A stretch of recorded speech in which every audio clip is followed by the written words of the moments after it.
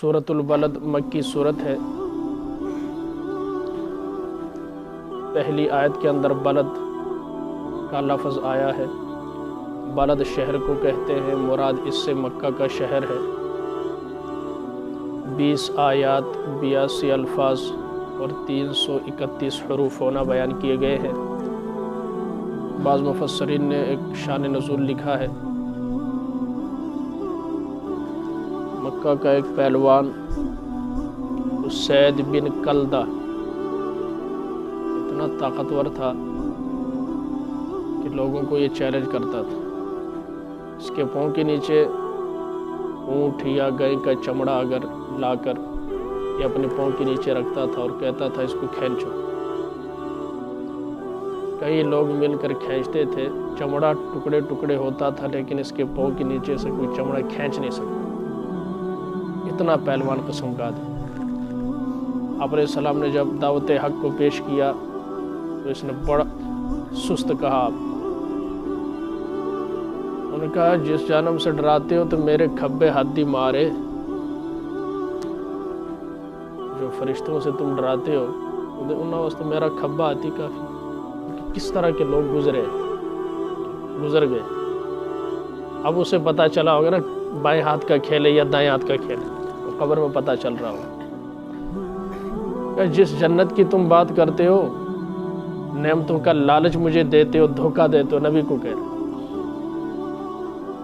میں نے تو اتنے پیسے لگا دیے کہ جنت اس کے مقابلے میں کیا ہے، اب جن کے سمجھ میں نہیں آتی دیکھیں۔ جس جنت کی تم بات کرتے ہو اتنے تو میں نے پیسے اڑائے، میرے خرچے کا حساب لگایا جائے اور جو جنت آپ بتاتے ہیں مقابلہ نہیں ہو سکتا۔ میں نے اتنے پیسے دعوتوں میں اڑائے، سارا کیا یہ کیا وہ۔ اس پر اللہ تعالیٰ نے اس سورت کو نازل فرمایا، لا اقسم بہذا البلد، میں قسم کھاتا ہوں اس شہر مکہ کی۔ شہر مکہ کی کیوں قسم کھائی؟ وجہ وَأَنْتَ حِلٌّ بِهَذَا الْبَلَدِ، ایک دن آپ اترنے والے ہیں اس شہر میں، ایک ترجمہ۔ دوسرا، آپ کے لیے لڑائی حلال ہونے والی ہے اس شہر میں۔ مکہ کا جو شہر ہے یہ محترم بھی ہے، مکرم بھی ہے، معظم بھی ہے، امن والا بھی ہے۔ کیوں کہ یہاں بیت اللہ ہے اور یہ روز اول سے محترم رہا ہے۔ یہاں کبھی بھی قتال جائز نہیں ہوا، چونکہ آپ علیہ السلام اور آپ کے ساتھیوں کو طرح طرح سے مارا جا رہا تھا، لیکن اس شہر میں قتال کی اجازت ہوتے ہوئے مدینہ سے آ کر لڑائی کی ہے نا۔ لڑائی کہاں سے آ کر کی ہے؟ مدینہ سے آ کر۔ جب آپ نے ہجرت مدینہ کی اس کے بعد جہاد کے احکام نازل ہوئے، لیکن یہاں ہوتے بلال کو مارا جا رہا ہے، صدیق اکبر رضی اللہ تعالیٰ عنہ بے ہوش ہو رہے۔ روزانہ آپ صحابہ کے نام سنتے، حضرت عمار، یاسر، سمیہ، زنیرہ، حضرت خباب بن الارت، بیر معونہ پر 70 صحابہ کی شہادت، اچھا دیگر اسلام کی دعوت قبول کرنے کے اوپر صحابہ کو مارنا، ٹھیک ہے، یہ ساری چیزیں، لیکن ہاتھ اٹھانے کی اجازت، کیونکہ اللہ تربیت کر رہے ہیں۔ کیا کر رہے ہیں؟ تربیت فرما رہے ہیں۔ آج آپ نے سہنا ہے کیونکہ آپ نے قیامت تک کے لیے ایمان کا معیار بننا ہے۔ اگر آج آپ نہیں سہیں گے تو کل ایمان والے بالکل نہیں سہیں گے۔ آپ اگر سہ لیں گے تو کل کے ایمان والے بھی دین ایمان کی خاطر تکالیف برداشت کر لیں گے، سہ لیں گے۔ تو نبی جی، اچھا آپ علیہ السلام جب ہجرت کر رہے ہیں تو پیچھے مڑ کر دیکھا، یوں کہا ہے پاکیزہ شہر، تجھ جیسا پاکیزہ شہر کوئی نہیں، میں تجھے کبھی نہ چھوڑتا۔ اگر مجھے میری قوم والے نکلنے پر مجبور نہ کرتے، میں نکلنے پر مجبور ہوں، ورنہ تجھے نہ چھوڑتا، تیرے تا دم مرگ میں تیرے اندر رہتا۔ یہ نبی کے الفاظ ہیں۔ صرف فتح مکہ کے دن، اور وہ بھی کچھ وقت کے لیے، حرم کو آپ کے قتال کے لیے جائز قرار دیا گیا، آپ کے لیے۔ اس کے بعد آپ علیہ السلام نے کوہ صفا پر کھڑے ہوئے تمام صحابہ کو جمع کیا، فرمایا میرے صحابہ، آج کے بعد اس کی حرمت اسی طرح لوٹ گئی ہے جس طرح یہ پہلے محترم تھا۔ یہاں گھاس کاٹنے کی اجازت نہیں، شکار کرنے کی اجازت نہیں، درخت کاٹنے کی اجازت نہیں، بندہ مارنے کی اجازت نہیں ہے۔ یہ پہلے بھی محترم تھا اور قیامت تک محترم رہے گا۔ میرے لیے بھی چند لمحات کے لیے اللہ نے، ٹھیک ہے، چند لمحات کے لیے بتا دیا نبی کی عظمت کیا ہے۔ جنہوں نے ستایا تھا، نبی جی آج مارے آپ، کھلی اجازت ہے، تو تھوڑے وقت کے لیے۔ ہاں بعد میں اگر کوئی کہے کہ نبی نے بھی تو قتال کیا تھا، ان کو کہنا کہ نبی کے لیے بھی اللہ نے چند لمحات کے لیے کیا کر دیا تھا؟ حلال قرار دیا تھا، جائز قرار دیا، چند لمحات کے لیے، اس کے بعد ختم، ٹھیک۔ لہٰذا اب حرم کے اندر کسی قسم کی لڑائی کسی کے لیے بھی جائز نہیں، اور چاہیے کہ تم میں سے جو حاضر ہیں وہ غائبین تک یہ بات پہنچا دیں، ٹھیک۔ اچھا، وَأَنْتَ حِلٌّ بِهَذَا الْبَلَدِ، آپ یہاں اترنے والے ہیں، آپ کے لیے لڑائی حلال ہونے والی ہے۔ جواب قسم، وَوَالِدٍ وَمَا وَلَدَ، اور والد کی قسم ہے اور بیٹے کی یعنی اولاد کی۔ ایک تفسیر یہ ہے کہ باپ سے مراد آدم علیہ السلام، اولاد سے مراد پوری بنو نوع انسان، ٹھیک ہے۔ کیوں کہ اس لیے کہ والد بھی مشقت اٹھاتا ہے، بچے بھی انسان ہے ہی مشقت کے اندر۔ والد کتنے بچوں کے لیے تکالیف سہتا ہے، بس سمجھ میں، ہر طرح کی۔ والدین بچوں کے لیے کیا کچھ پاپڑ بیلتے ہیں، سختیاں برداشت، چوری، ڈاکہ، دھوکہ، فریب، فراڈ، یہ سب کس لیے؟ 2 نمبر مال بیچنا، سمگل کرنا، جان جوکھوں میں ڈالنا، اپنے آپ کو موت کے حوالے کرنا، رسک لینا، ٹھیک ہے۔ تر گئے تھے لکھ پتی، ڈوب گئے تھے ککھ پتی، ٹھیک ہے۔ یہ سارے کیوں؟ بچوں کے لیے۔ وما ولد، اور جو کچھ اس نے جنا یعنی اولاد کی۔ اللہ بتانا کیا چاہتے ہیں؟ لقد خلقنا الانسان فی کبد، یہ جملہ ہے اصل، اب توجہ کے ساتھ سننا۔ تحقیق ہم نے انسان کو بڑی مشقت میں پیدا کیا۔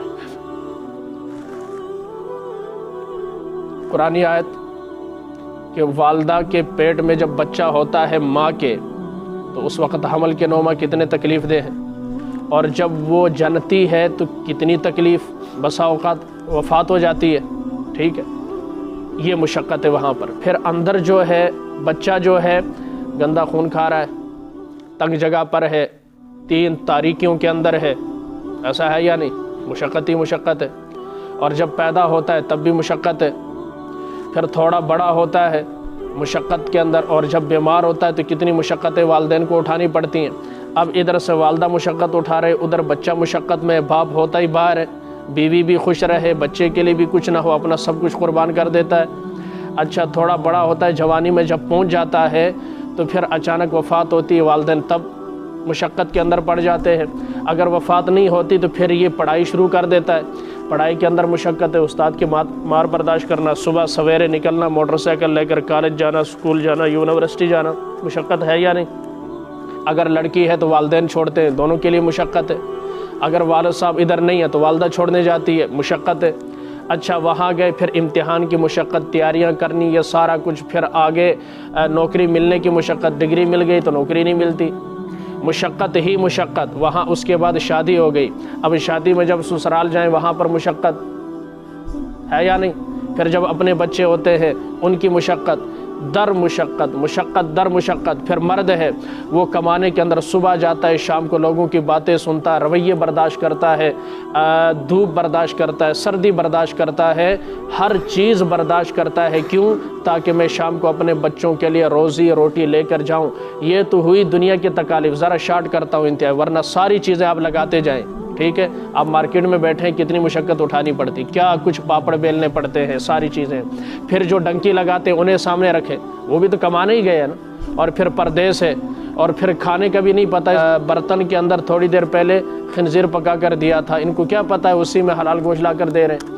مشقت ہی مشقت، ڈھونڈنا پڑتا ہے حلال گوشت کہاں سے ملتا ہے، رہائش کہاں اچھی ہونی چاہیے، اپنے آپ کو بچانا ان چاروں طرف سے کفر اور شرک کے ماحول کے اندر، بغیرتی کے ماحول کے اندر اپنی غیرت کو برقرار رکھنا، بے حیائی کے ماحول کے اندر اپنے حیا کو برقرار رکھنا، بے دینی کے ماحول کے اندر اپنے دین کو برقرار رکھنا بڑا مشکل کام ہے۔ مشقت مشقت مشقت۔ پھر جب مرنے کے بڑھاپا آ جائے تو مشقت، نماز پڑھنے میں مشقت، وضو کرنے میں مشقت، کہیں آنے جانے میں مشقت، بیماری، تکالیف، ساری چیزیں، خود بھی مشقت میں، اولاد آگے اس کی خدمت کرتی ہے وہ بھی مشقت کے اندر۔ اس کے بعد آخری مراحل جب آتے ہیں نزا کے، وہاں تو تکالیف ہی تکالیف ہے، اگر نیک ہوا تو تھوڑی سی تکلیف ہے، اگر بدبخت ہوا وہاں بھی مشقت، اور پھر نہ ختم ہونے والی مشقت اس کے مقدر میں لکھ دی جائے گی۔ لقد خلقنا الانسان فی کبد، ہم نے انسان کو پیدا کیا کس میں؟ مشقت میں۔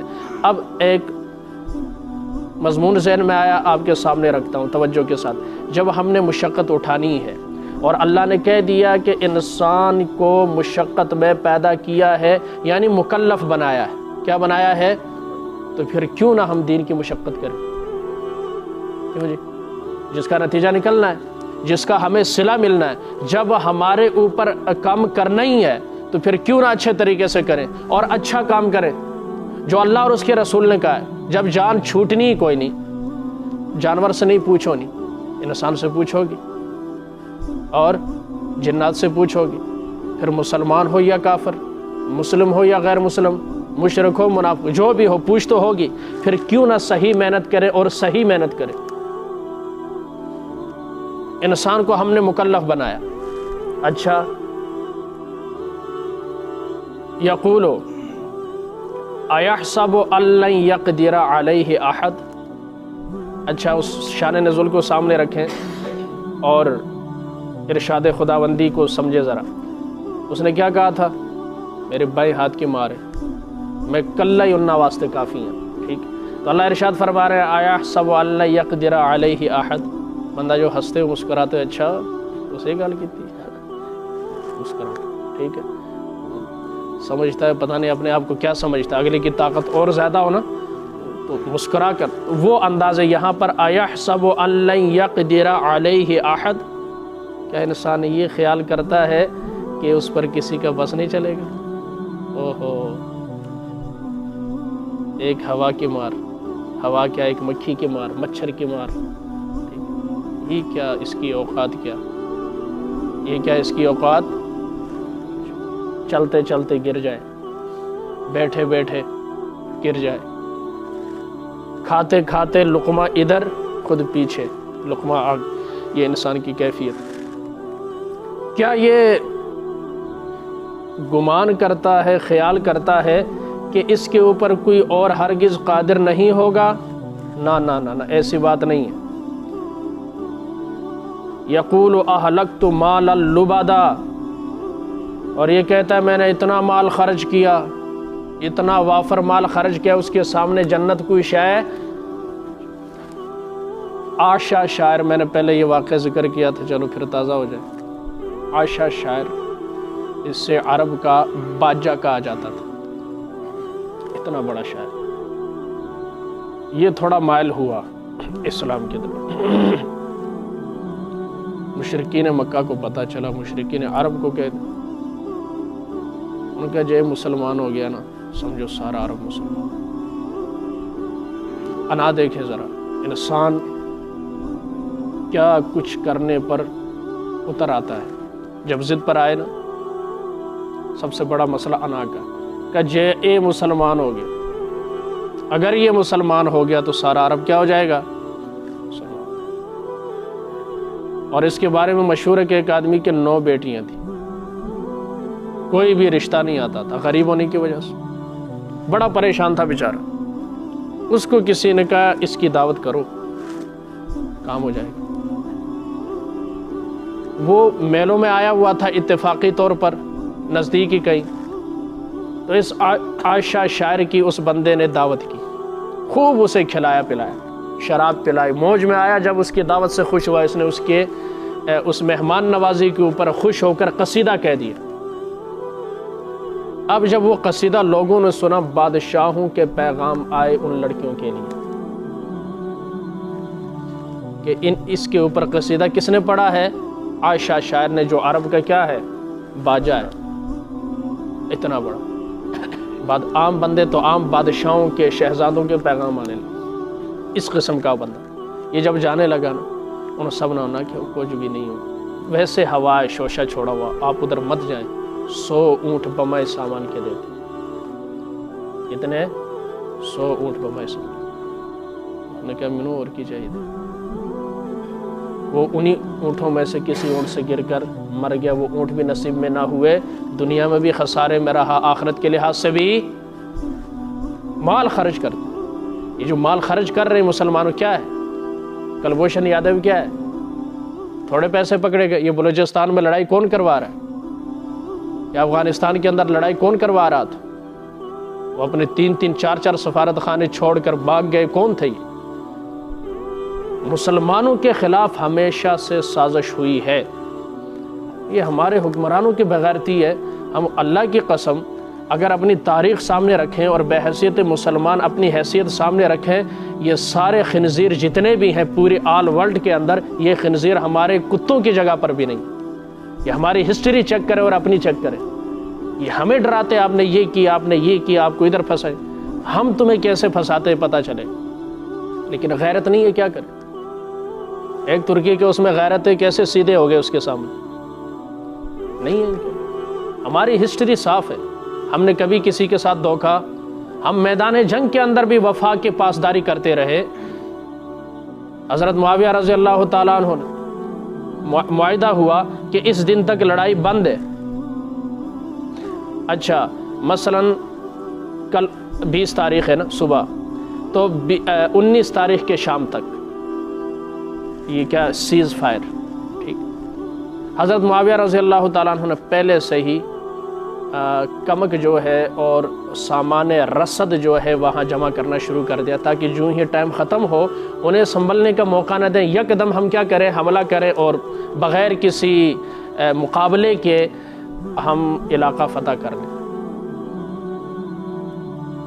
اگلا دن جب معاہدے کا دن ختم ہوا, شام ہو گئی, ڈیڈ لائن ختم ہو گئی, حضرت معاویہ نے ایک دم حملہ کیا, علاقہ فتح کر لیا.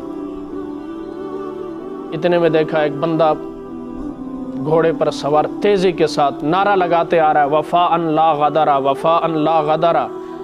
وفا کرنی ہے, دھوکہ نہیں دینا, غدر نہیں کرنا. دیکھا تو صحابی رسول, جی یہ تو ہم نے جنگ کر کے فون کا, جنگ کر کے آپ نے خلاف معاہدہ کیا. جنگ کے اندر یہ ہے جب ڈیڈ لائن ختم ہو, اگلوں کو بھی پتہ ہو, وہ اپنی تیاری کرے, آپ اپنی تیاری کریں, پھر مقابلہ کریں. آپ نے انہیں سنبھلنے کا موقع نہیں دیا.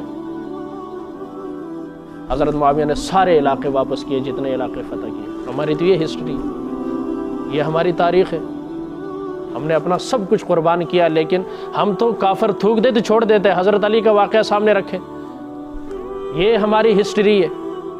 اور وہ افغانستان میں کچھ نہیں ملا, سوری کر کے چلے گئے, بیڑا غرق کر کے. عراق میں کچھ نہیں ملا, سوری کر کے چلے گئے. لیبیا کا بیڑا غرق کر دیا, کچھ نہیں ملا, آخر میں سوری. یہ ان کی داستانیں. بچوں کو ذبح کیا,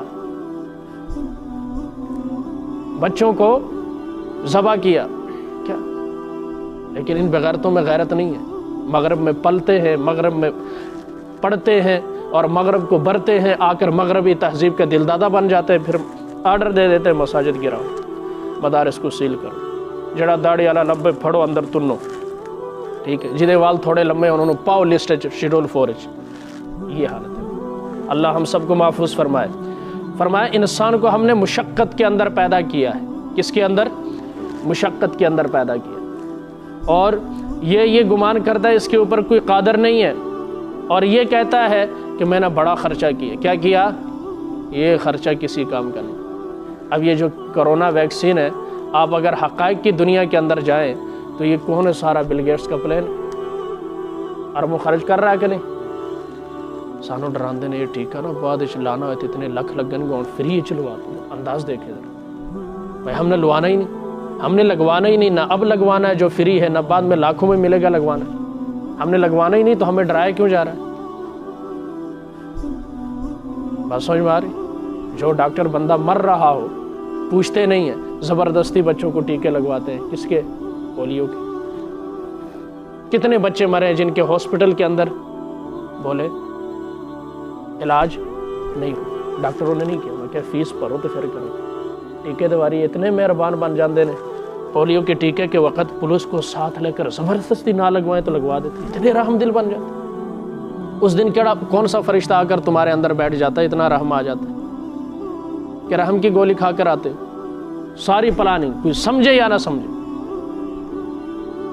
مسائل سارے یہ ہے کہ کافر خرچہ کرتا ہے مسلمان کو نقصان پہنچے مٹانے کے لیے، لیکن اللہ کا اعلان ہے قرآن کے اندر، ایک چال وَمَكَرُوا وَمَكَرَ اللَّهُ وَاللَّهُ خَيْرُ الْمَاكِرِينَ، ایک چال تمہاری ہے، ایک تدبیر ہماری ہے، تمہاری چالیں ختم ہو جائیں گے، ہماری تدبیر کامیاب ہو جائے گی۔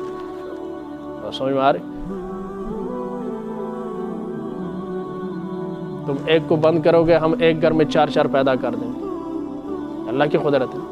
ایک یا 2 جوڑے کے بچے نہیں ہوئے، ادھر سے 8 9 10 12 6 اکٹھے، 7 اکٹھے، تو اللہ کسر نکال دیتے۔ یہ اللہ کی تدبیر ہے، کیونکہ جس نے آنا ہے اسے کوئی روک نہیں سکتا، اور جس نے آنا نہیں اسے کوئی لا نہیں سکتا، قدرت کی بات ہے۔ اَيَحْسَبُ أَن لَّمْ يَرَهُ أَحَدٌ، کیا وہ یہ گمان کرتا ہے کہ اسے کوئی دیکھ نہیں رہا؟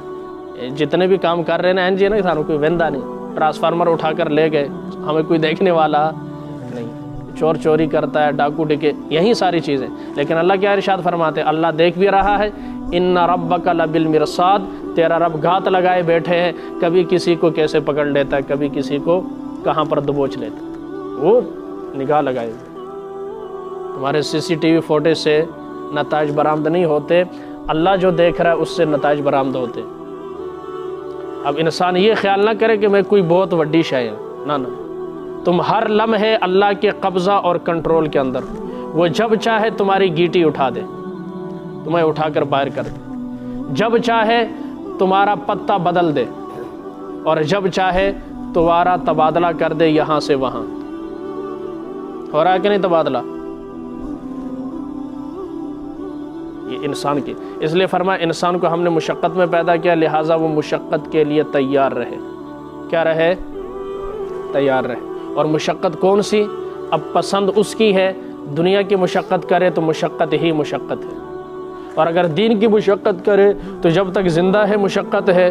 نیک نامی یہاں بھی، چلو یہاں نہ صحیح، یہاں بدنامی صحیح ہے، دیندار، عقیدہ ٹھیک ہے، محنت کی ہے، دنیا والے جیسے لوگوں کو کرتے، جیسے آج بین الاقوامی طور پر مسلمان بدنام کی کیا ہے؟ دہشت گرد بدنامی ہے نا، کہیں پر عزت کوئی نہیں، کپڑے اتار کر تلاشی لیتے، حیثیت وقت کوئی نہیں ہے، نوکری لینی ہو تو اتنی آسانی سے ملتی، کم پیسوں پر دیتے، اور دیگر ممالک کی انہیں تمام فیسلٹیز حاصل ہے، پہلے نمبر پر انہیں رکھتے۔ چلو بحیثیت مسلمان دنیا میں کوئی وقت نہیں ہے، لیکن مرنے کی دیر ہے، خدا کی قسم تمہاری اللہ ایسی قیمت لگائیں گے، کافروں کی ساری دنیا کی دولت اکٹھی کر دی جائے، قارون کو بھی ان کی دولت کے ساتھ ملا دیا جائے، لیکن تمہیں ملنے والے ایک حور کی مسکان کے برابر بھی نہیں۔ کیوں بد عقیدہ ہوتے ہو اور مایوس ہوتے ہو؟ سارے مزے تو آخرت میں، ہمارے لیے یہاں کچھ نہیں وہاں ہے۔ اسی لیے نبی نے کہا مجھے دنیا نہیں چاہیے، دنیا نہ مجھے چاہیے نہ میری اولاد کو چاہیے۔ اگر حضرت حسین کو دنیا چاہیے ہوتی، شہزادہ تھا، صرف دنیا کا نہیں آخرت کا بھی شہزادہ، جنتی نوجوانوں کا سردار، کتنا شہزادہ ہو، لیکن کہا نہیں، دین ذبح ہو، دین کے اوپر بات آئے تو حسین آرام سے نہیں بیٹھے گا۔ حسین نے یہ سبق سیکھا ہی نہیں، نہ علی سے سیکھا ہے نہ نبی سے سیکھا، گئے نہ سب کچھ لٹا دیا، کیونکہ انہیں پتا تھا دنیا میں کچھ ہے، سب کچھ آخرت میں ملے کہ نہیں۔ اللہ کے نبی نے بتا دیا کہ نہیں، جنتی نوجوانوں کے سردار ہیں۔ حضرت حسین ناکام ہوئے یا کامیاب ہوئے؟ کامیاب۔